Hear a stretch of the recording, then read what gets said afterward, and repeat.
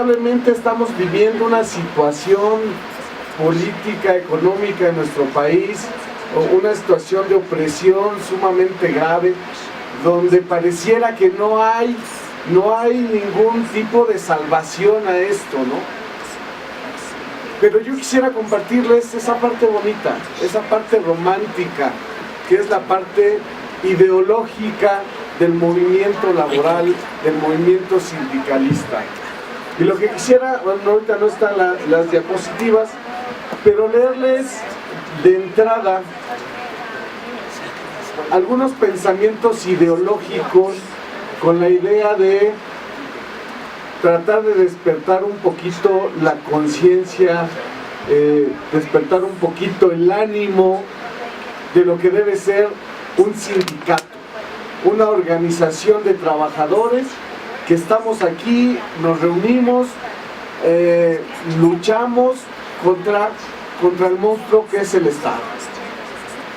Porque el Estado ha sido hasta ahorita quien nos ha estado oprimiendo y que nos han estado impidiendo nuestro desarrollo, nuestro trabajo en nuestras ideas. Hace algún tiempo, algún pensador decía: la sociedad actual es irracional, está lejos de ser aquella en la que todo ser humano puede desarrollarse para poder ser libre, igual, justo, digno y feliz. Estos valores ya no existen. Lo único que sucede es que nos hemos convertido en mercancía. Lo único que prima en esta sociedad es el valor que simboliza el dinero. Se oye muy actual, esto lo estamos viviendo, pero esto lo dijo Carlos Marx en 1848 en el Manifiesto del Partido Comunista.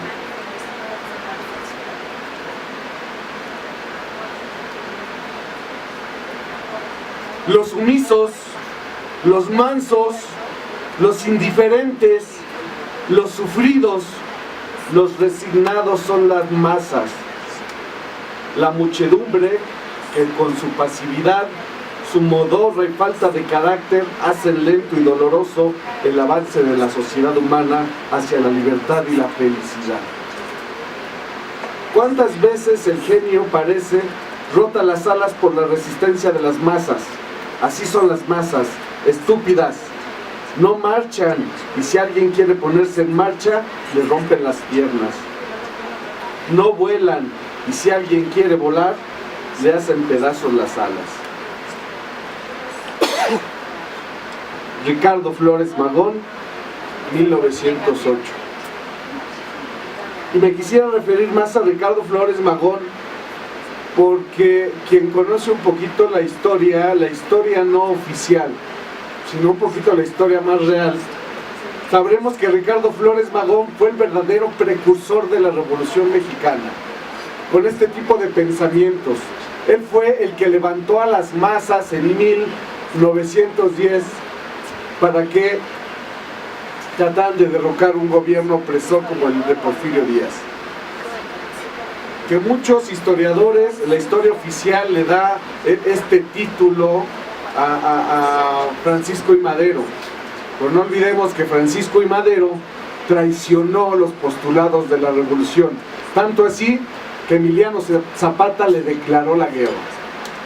Pero Ricardo Flores Magón, muy a colación de todo esto, porque él era periodista, recordamos que él hizo este revuelco político con la clase trabajadora y la clase obrera a través de un periódico de Regeneración.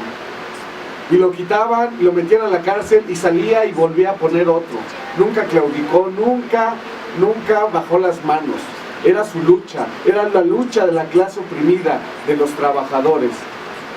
Si aquí, compañero Manuel Fuentes muy atinadamente decía que muchas veces los periodistas no nos sentimos de clase trabajadora, pues ese es el principal problema, porque tampoco nos sentimos ni siquiera de la clase pobre, ¿no? Hace un par de días estaba en una conferencia con un compañero que se llama Fernández Noroña. Dice, es que la gente no admite que somos pobres, somos clase media baja, ¿no? Pero en la situación económica que estamos, no podemos nosotros sentirnos parte del sistema. Somos parte de los oprimidos. En este país no hay más que de dos sopas: o eres opresor o eres oprimido. Y creo que los que estamos aquí estamos tratando de organizarnos para luchar contra los opresores del Estado.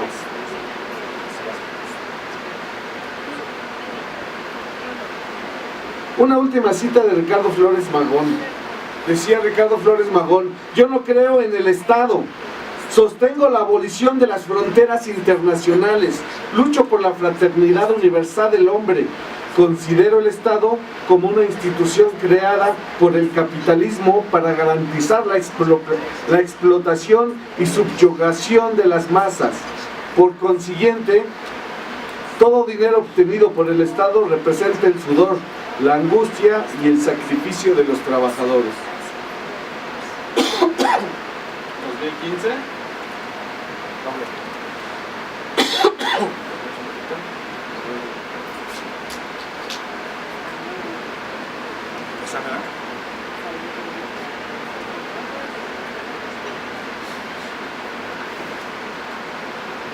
Un poquito más adelante es como la diapositiva 9.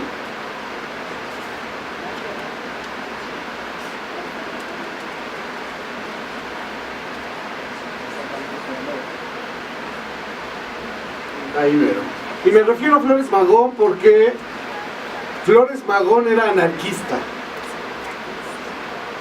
El anarquismo, desde aquellas épocas de Flores Magón, siempre dio miedo. Y el propio Flores Magón le decía a la gente que estaba con él: no digan que somos anarquistas, porque la gente se espanta. Pero el verdadero anarquismo, no aquel anarquismo oficial que nos ha puesto, nos han querido vender el sistema, que anarquismo es desorden, anarquismo es vandalismo, el anarquismo es... No, el anarquismo, si se pudiera definir en pocas palabras, dijera que el anarquismo es el orden perfecto. El orden tan perfecto que no necesita ley y no necesita al Estado para que la sociedad pueda convivir. No sé si les parezca un poco contrario a lo que siempre hemos escuchado, pero aquel anarquismo, la verdadera idea anarquista como la de Ricardo Flores Magón, nos decía que la ley no es necesaria. La ley es absurda. La ley no debería existir. Es absurdo que deba existir una ley que obligue a un padre a darle alimentos a sus hijos. Es absurdo. A lo mejor sería más absurdo que un abogado esté hablando en contra de la ley, ¿no? Que un abogado diga: no estoy de acuerdo con que exista la ley. Bueno, la ley está. El derecho está. Y ahora sí que yo, como anarquista, debemos de conocer al enemigo. Y una forma de conocer al enemigo, que es el Estado, es conociendo la ley. Yo sostengo y siempre he creído, como dice en la diapositiva, ¿cómo le puedo cambiar? ¿Hay forma? ¿Yo le cambio o no? ¿Ok? Que la ley ha sido creada para legitimar el poder opresor del Estado. El apartheid era legal. El holocausto era legal. La esclavitud era legal. El colonialismo era legal. Porque la legalidad es cuestión de poder y no de justicia. Hay una gran diferencia entre la ley y el derecho. Se los quiero comentar. La ley es una norma creada por el Estado para legitimar su propio poder. pero el derecho debe ir más allá de la ley. El derecho debe ir más allá de una simple legitimación. Tiene que ver con valores, tiene que ver con justicia. Y a eso voy. Porque decían, bueno, este pensamiento, este modelo anarquista, al final es un modelo utópico. Es un modelo difícilmente de concebir que se puede dar. Y forzosamente necesitamos una ley que nos ponga límites, que organice. Y hace un par de años, gran filósofo ecuatoriano, Eduardo Galeano, que muchos de nosotros debemos ubicar, le preguntaban, Eduardo, ¿y para qué sirve la utopía? ¿Por qué defiendes la utopía si sabes que la utopía es irrealizable? Y Eduardo Galeano, con unas palabras excelsas, precisas, dice, la utopía está en el horizonte. La utopía está a lo lejos. Y cada vez que yo doy 2 pasos hacia esa utopía se aleja 2 pasos. Y si yo doy 5 pasos hacia la utopía se va a alejar 5 pasos. Entonces, ¿para qué sirve la utopía? Para eso, para caminar. Estos pensamientos utópicos, estos pensamientos anarquistas del gran Ricardo Flores Magón, quiero que me sirvan de antesala para comentarles un poquito de una nueva utopía que existe.